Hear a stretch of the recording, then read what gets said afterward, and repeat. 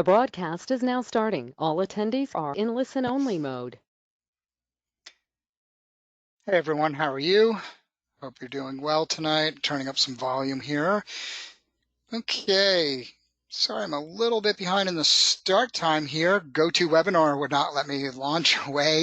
I have a feeling a lot of people, unfortunately, are either working from home or conducting conferences and online. I guess it's a sign of the crazy times. With that being said, I hope everybody's doing well and hunkered down and being safe.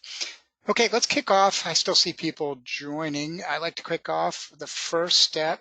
I'm kind of hesitating because since it just let me join, I'm setting up all my questions and stuff, my normal little setup here.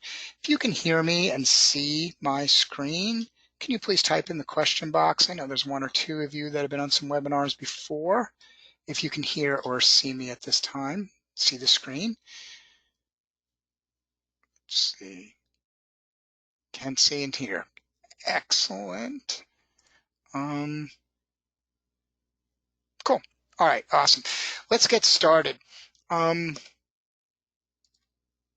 you should see, I got it. All right. I can tell you right now, you guys, GoToWebinar is a little laggy. I just think they have a fair amount of traffic, and which, can't be blamed. So let's just get into it as best we can. So tonight's webinar is really about getting started with WKO. This is more of just kind of workflow, what's what, how do I navigate around and kind of set myself up for success.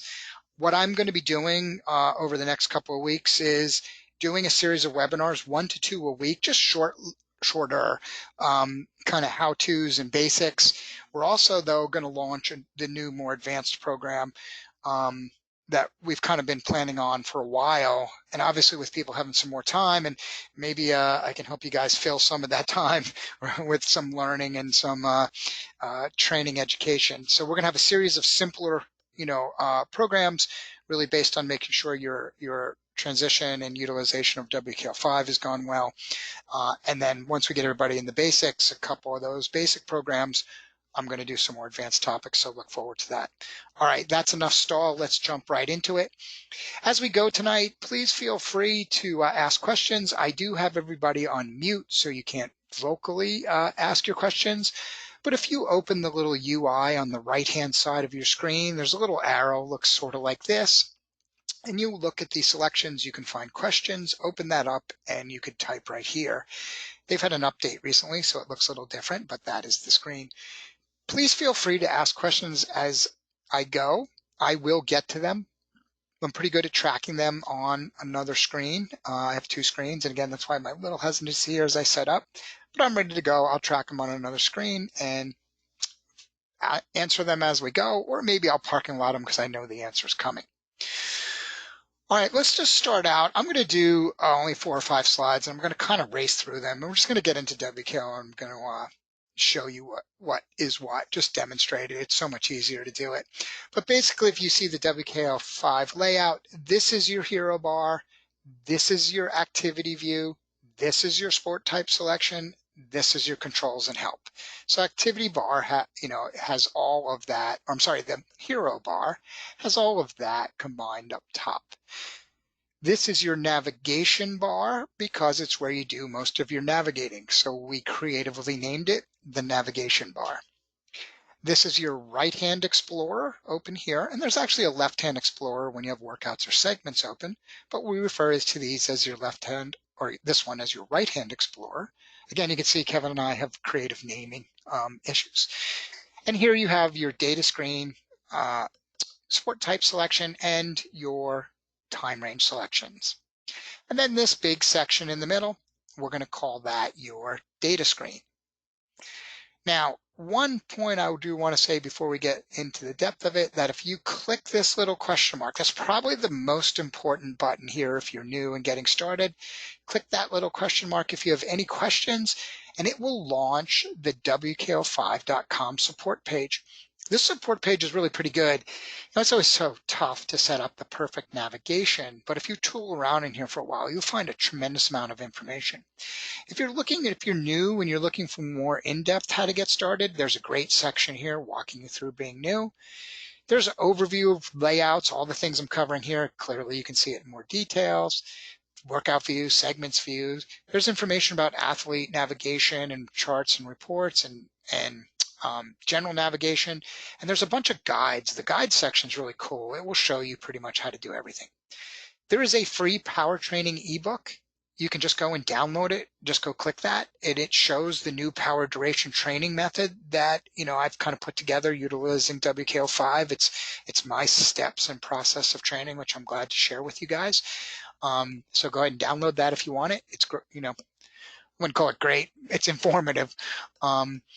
And then up here we have like our reference stuff, including an excellent education center, which has all types of learning and webinars and things like that for you to use as a resource.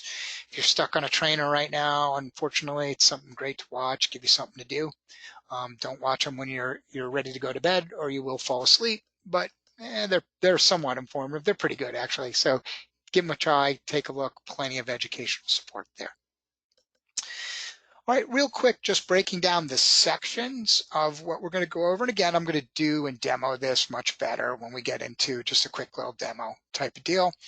But long story short, our hero bar has three core areas. It has the rider training information and training load. It has your view. And just a quick tip, and I'll demo this again. If you click on that view, that tells you what view that athlete is using. You can actually see your most recent views. It's kind of funny, just that's gotten lost. Then over here on the right-hand side, you have your power duration metrics. These are driven by your last 90 days worth of training data. And they have a sport type selection here, which if you clicked on that will allow you to choose different sports that supply information to the hero bar, only the hero bar. So that is the hero bar information. Next, we have our creatively named navigation bar, which really has three sections. This is the fixed section where you can access workouts and segments. You can't edit or change that.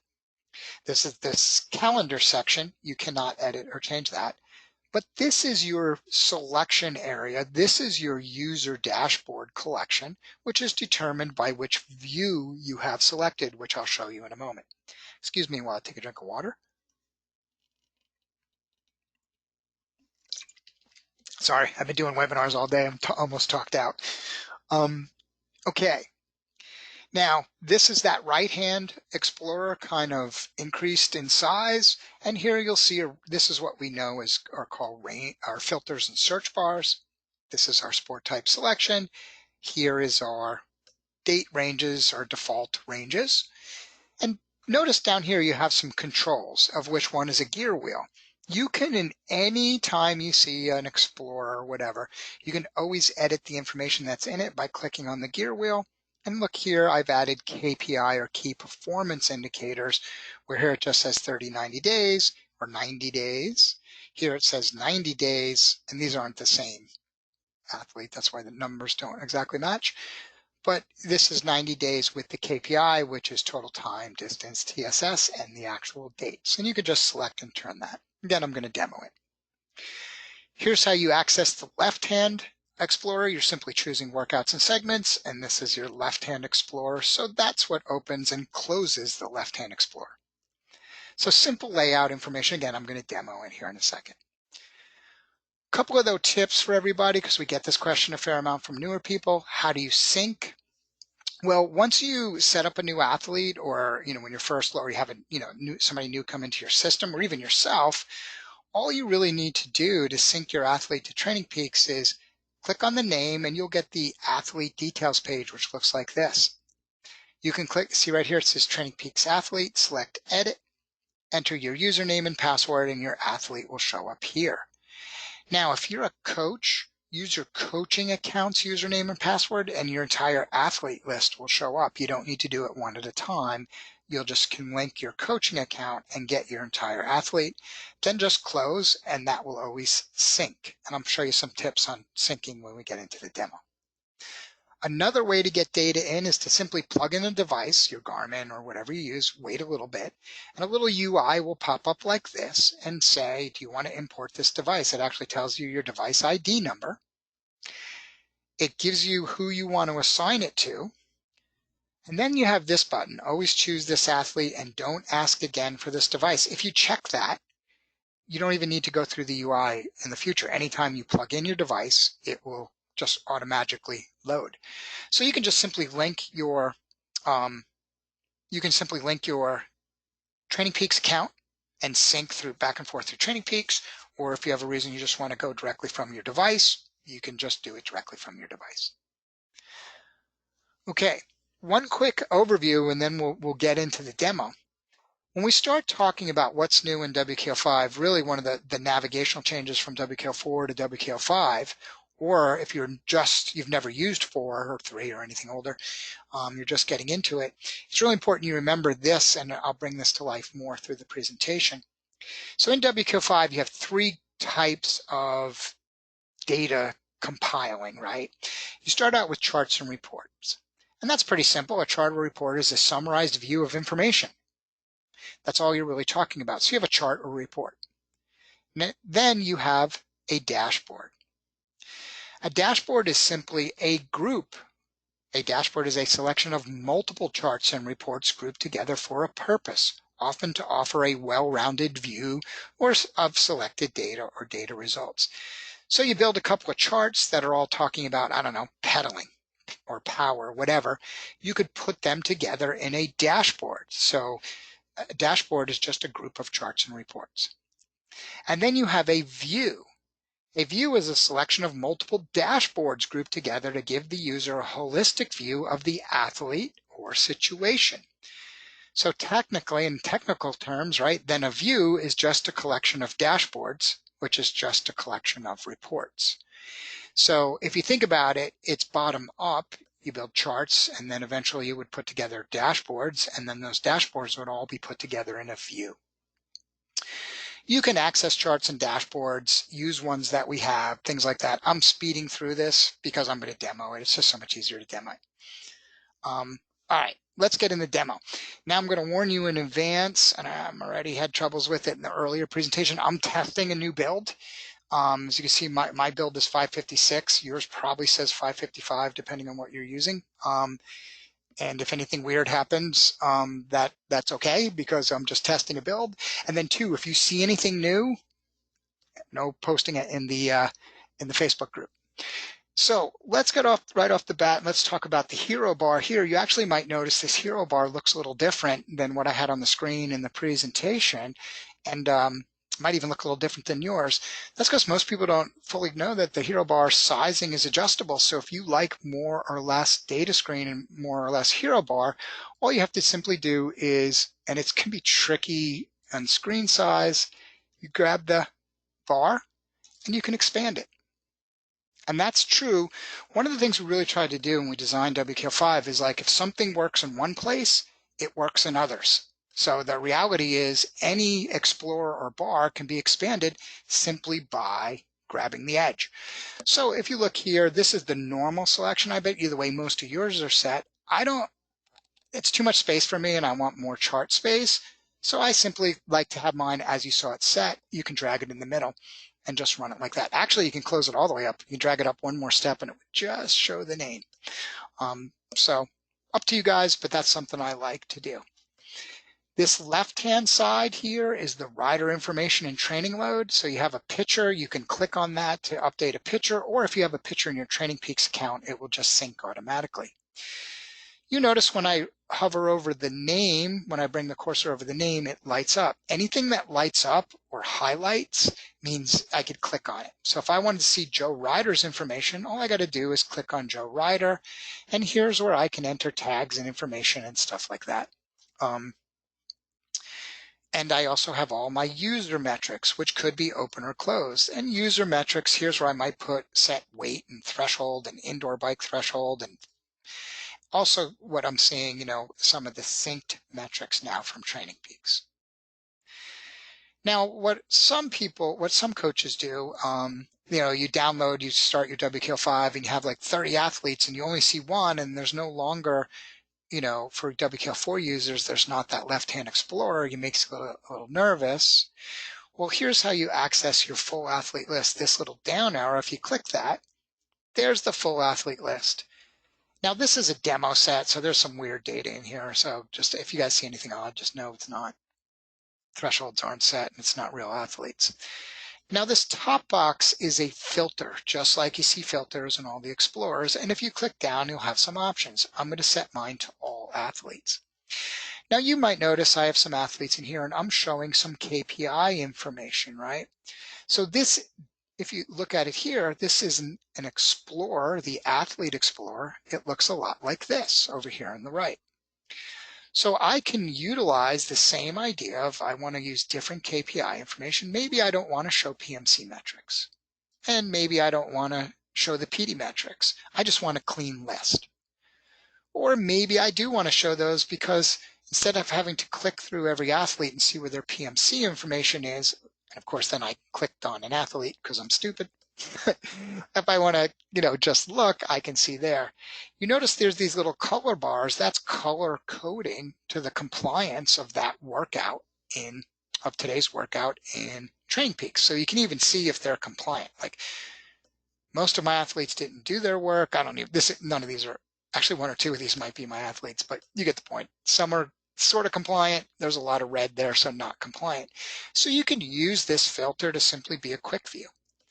Also, you can filter athletes by new filters. So let's just say, I put in here the word road for Emma. So that's how you would filter. You'd put by the tag. So if I put in the word, Emma, I meant Jane Ryder. If I put in the word road, I now have a tag. So if I went to just my athletes tagged road, there they are. So I have a Jane Ryder and a Joe Ryder tagged as road. And that's pretty cool for coaches who have big athlete sets because you can mark some, like what I mark my active athletes, I mark them active, right? And then I mark my other ones archive, like old ones, because I don't want to have to go through old athletes to find what I'm looking for. I only want my active ones at the top level. And then I always leave the active filter on. I see people use road and their sport type. I see people use the days they talk to them. So they might tag them Wednesday. So a coach can look at all the athletes they need to interact with on a Wednesday. Whatever works for you, all you need to do is tag it there and it will work just fine. We then have their metrics underneath here. You can set weight and FTP down here in metrics, like there's weight, there's height, there's threshold cadence, all the metrics set down here. But if you notice when I hover over their CTL, there's again a highlight. That means there's something there that I can set. So if I click on CTL 105, I pull up this little UI and it's showing me the CTL constant. So here's where you set your constants for CTL, ATL, TSB, and ramp rate. But you can also set warning, which means turn things yellow, or alert, which means turn things red. So you see here, this ATL, this athlete is red. Is yellow. So let's say I wanted the CTL to warn to go yellow when it gets more to 100. All I need to do is change that number to 100, and then suddenly they go yellow because it's 105. So that's a simple way you can use some color coding so that when you quick view your athlete, like I normally don't color code CTL, but I do color code ATL because I want to know how much short-term load that athlete has. And if it's yellow, I'm starting to pay better attention. If it's red, I might pay a lot more attention, right? So those are just ways that you can set up alert codes within your system. Here in the center, we have the view that you have for an athlete. If you click that, it will show you your recent views, and it will actually give you the option of opening and closing some new ones. I'm going to flip this athlete to WKO basic cycling view, and obviously I have more views open than most because I'm playing around with things. But now you notice it says WKO basic cycling view here. So therefore, all of the dashboards, remember a view is a combination of dashboards. So all of the dashboards that are associated with that view are now here and available to me on the navigation bar. Now, when I move over to the right, I have some controls. There's some pretty good functions here for controls. If you, sorry, my Skype is accidentally on. Sorry, you guys, it's definitely a strange day. If you click on the little gear bar here, that will bring up your preference setting where you could do metric or English, when you start your week, what's your default view when it comes in by sport type. Download from Training Peaks. Now I currently have mine set as manual because I just don't want it to download. I just don't want it to download while I'm presenting to you guys. So it could be manual when WKO starts, but I highly recommend just select every hour. That means your data is always up to date. You're never waiting. You won't even notice the downloads are super fast because there's rarely ever much in it, right? And it just works in the background. You don't even know it. And then of course, here you have your data store location. This will trigger a manual sync. And there's the question mark. If you click the question mark, I'll just do it. It launches that WKO5 help page that I showed you a little bit ago. And this is actually the live page with all the pieces and parts that you can click through. Here are your PD metrics, power duration curve metrics, and they're based off the last 90 days and this selected sport type. Now, we've introduced recently sport and subsports. So if you click on it, you need to select what sports. Like you can't just say bike anymore. Why? Because we do have unique data to the road bike, to the mountain bike, to an indoor bike when you're training indoors. You might want to see them individually in your hero bar, or you just might want to see all of them. So you notice when I set that to all, I see all types of bike symbols. So the reality is you need to select that sport type. A lot of times somebody will have like some reason get something selected up here they don't want and be like, wow, my power duration curve numbers don't look right. Always check your sport type. So that's life in the hero bar, right? So now let's talk about this right-hand explorer. The right-hand explorer's job is to select time ranges, whether that's time in the athlete life, the life cycle, or when we get into the workout level, if it's time within a workout. But this function is time. And at the athlete level, it's also sport type.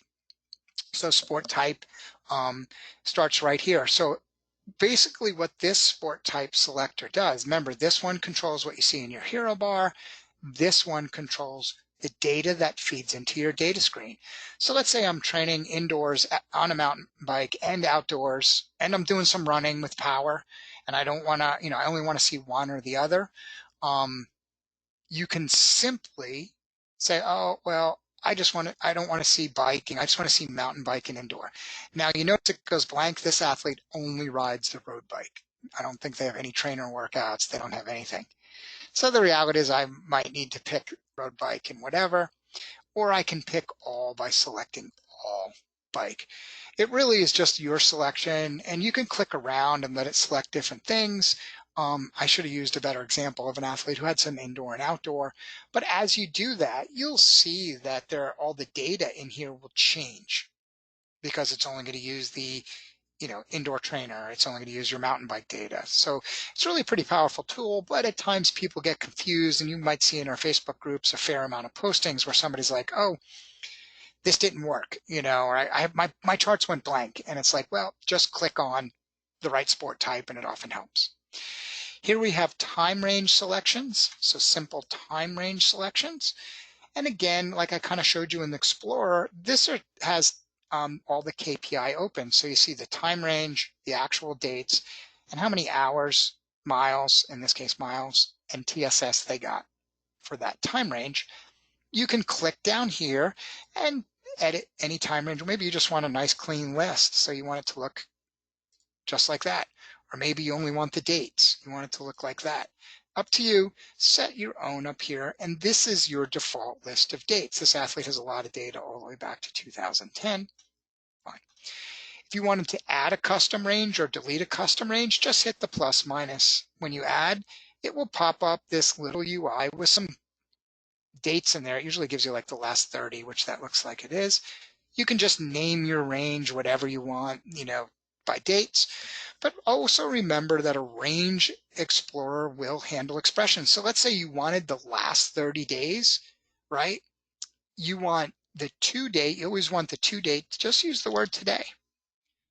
And the from date, let's say I wanted, 45 days. I want today minus 45. And then I could name that range last 45, and it will always be the last 45 days. And there's my range, last 45 days, there's 70 workouts. It's recompiling the data around that, and then bam, you have a date range. If in the end you want to do away with that, just hit the little minus sign that deletes it. Okay, let's come over here and start working on the workouts, or I'm sorry, in the navigation bar. Let's start with the workouts and segments. This is the way you access or drill down into either your workouts or segments. If you click into workouts,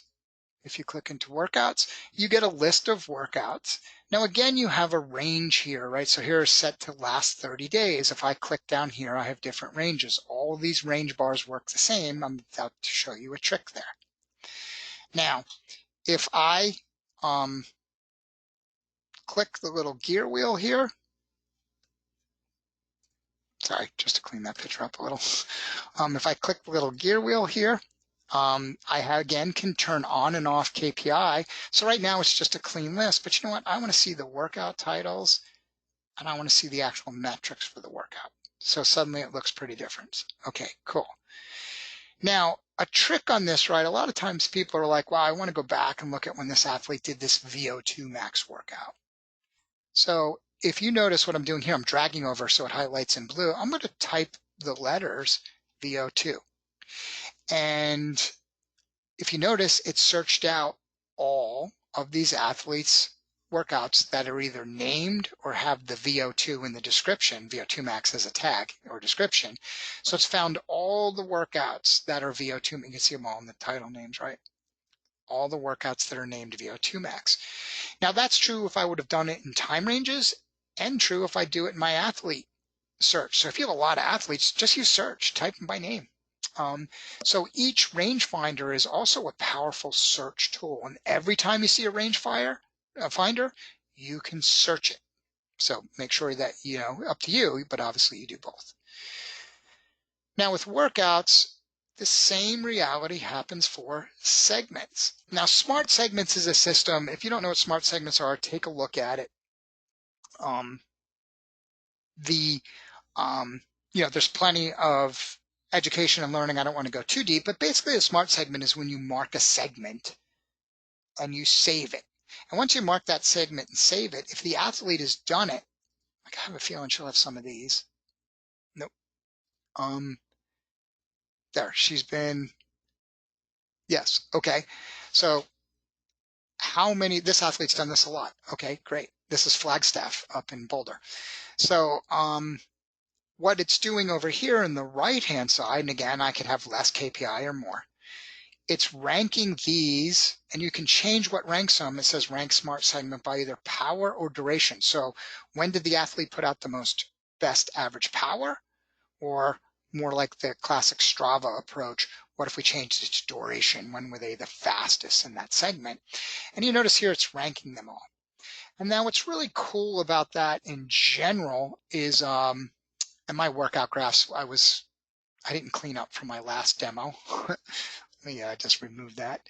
So I'm going to drag that up there just to give the example.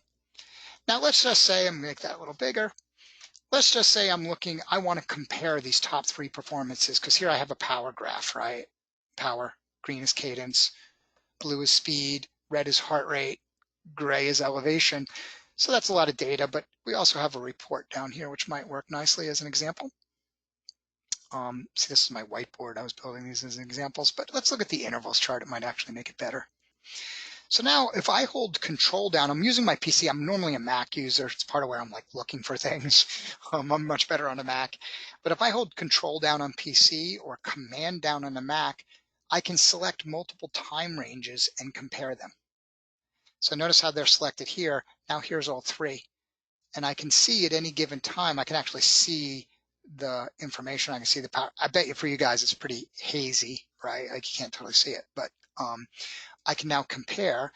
And here's a report of the top 3 comparing them. So I can see Jane Ryder's fastest time was 7:42 versus 8:43, or the top 3, not fastest. I just grabbed these 3, right? Yeah. So the second fastest is 8:08. It's the order I selected them in. And I could see what their average power was. what their normalized power was, what the speed, and you can set up any chart and report. When we get into chart and report, to work on segments also. Here's their power trend. Like this one, that's a little more of a positive trend. You see the yellow trend line? That time they were ramping up. Actually, I can see the power trend, like whether they were declining or increasing here. Cadence trend. So you have the ability to analyze these segments and really see how they made power and how they accomplished the segment.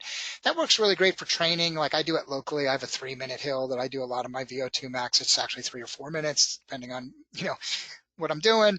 I have a 15-minute hill. I mark them, and then every time I do it, it just shows up in my smart segments. It's auto magic. Now, let's get into some of the other items. You can close and open these by simply toggling it off.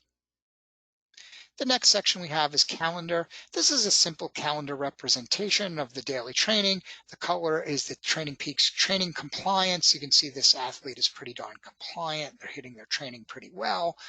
And this also would be subject to sport type and anything else, but it really is just a quick visual summary.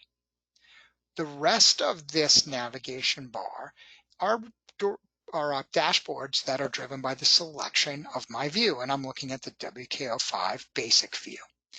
So I can go to the training dashboard, let's just say, and you could drill in at any given time to whatever time ranges, whatever you want to look. And the same comparison is capable or doable by time ranges. So you can simply do the same thing, time range, as I showed you, in the segments. I could do it here. So if I wanted to compare this athlete's PMC versus the last 30 days, I'll do it. It's not going to make a whole lot of sense because it's just an odd thing to compare. You see it down here being compared in highlight, and what this is going to do as it compiles them is just simply give us a basic overload of those two pieces of information. It takes a little time on my system because I'm running tests in the background. Every time it compiles, it's running a debugger test in the background. So the reality is I can see that this week PMC, and here's the last 30 days PMC. So there's some differences there, but you can always use that compare mode. It's a very powerful trick. Now, the way I select different dashboards is simply to click on them. And you can see different information in these dashboards and things available for you to view. But now let's drill a little deeper, right? Remember, a dashboard is a collection of views. So if I wanted different dashboards or different views, or if I wanted to build my own dashboard, how would I add it? Well, the reality is, I'm going to hide this for a second. So the reality is I can go to this little down arrow, right? And in that selection, it gives me some options, like I could add dashboards to this view. But what I want to do is, first off, I want to look at the existing views. So I choose an existing view. That loads this little UI. Now up here, we have a range, right? So you can look at all views. My views are the views that you've utilized and saved. And if you've upgraded from WKO4, it will take each one of your athletes, because you probably had unique charts and reports for each, and each of your athletes is a view. So if you had Jane Ryder, you could have a Jane Ryder view in WKO5. But also we give you the view library. These are WKO approved views, meaning we've gone through, we've vetted them, we make sure that they're good information for you, and that you're able to use them and trust the expressions that they're correctly calculated, which is true about 99% of the time. It's a lot of data. Sometimes something slips through the crack. And these are views that you can simply check to use. Now, see up here, I have WKO basic cycling view. But here, like, let's say you want to look at what the WKORs use the view library. And one other point before I do it, we also keep a view history. We never delete your views. Like if you don't use a view or you move it away, it's still going to save a copy in your history. So you never lose like something you've done in the past. You can never lose a chart, report, or view in WKO. I mean, you can if you go into your hard drive and physically delete them, but from using the software, it does not delete. So let's say I look at the view library and I want to load that advanced cycling view. All I need to do is double click on it. And you see this is the list of dashboards in the basic view. And the cycling view here gives me some different information. And now I have different dashboards. You notice a couple of dashboards changed. And more specifically, what you're going to notice is that there's different charts and reports within these dashboards. So here suddenly you see more color in the PMC and different stuff. You see, some KPI and some information in here. So the advanced charts, if you're new with WKO as a whole, you might want to start in the basic view and then evolve to the advanced view. If you have upgraded from WKO4, here's the greatest advice I can give you. Start with some of the views we supply. Don't worry, I know you had custom reports and stuff like that. You haven't lost them, but start with some of our default views. I think you might find that a lot of stuff you're looking for are in those defaults. We watched people use WKO4 for a really long time, so we knew what people were looking for pretty well. Try our different views. Now, once you get a view going and you can look through your dashboards, let's just say you had a dashboard that you wanted to add something to, or let's just say first you wanted to add a new dashboard. So again, I would go over here to my drop down and I would look for an existing dashboard. And let's say, same reality here, I have a dashboard library. I want to use one of the libraries from the dashboards from WKO. Let's say I wanted to do a dashboard on MMP. So I'm going to type MMP. I think I'm about to regret that. And I have two dashboards in our thing, MMP peak review and MMP by cadence. So let's look at MMP by cadence. All I have to do is double click it. It put it where my cursor was. Remember, I had this one selected, so I put it right after that. And now I have a new dashboard compiling in my view. While that's compiling, because it's a complex one I'm pedaling, let's explore the idea of views a little deeper. Now that I've loaded it to this, any athlete using WKO Advanced Cycling View now has this new dashboard in there. So in WKO4, you had to do that individually for each one of your athletes. Now here in WKO5, once you do it, every athlete that has that view now has that report. Makes it so much easier for, now you might want different views for your road bike versus your mountain bike, and maybe you have one that's a little more custom for a select athlete. But the reality is, you generally have two or three. It's funny, most people are like, oh, I think I'm gonna need 10 different views, and then when you get done, you really only have two or three. So that's cool, and that gives you some options and capabilities there. Now, let's say I saw this cool report. Like, this is kind of a cool report, right? There's some color there. There's actually a lot of color. And there's some numbers moving. Let's say I'm like, you know what? That looks kind of small. I want to make that bigger. You notice the top bar here, when I hovered over it, highlights. Well, if I just double click on that, it zooms that bar and it actually docks it up here. So it docks that right here and allows me to look at a more zoomed in ratio. And I'm like, oh, that's what I wanted to see. I could go back to my report and look at it this way. Now, the reality is maybe that I'll only look at that report. There's some reports that I'll only look at when zoomed in. So one of the things that I sometimes do, and then here's part of how you can customize, I might make that really small. So it's just sitting here. You can even make it that small. Because the reality is once I look at it or look into it, and then maybe I want to do, I'm going to design it maybe to just be really narrow. I don't know why, but you get it. I'm just demoing.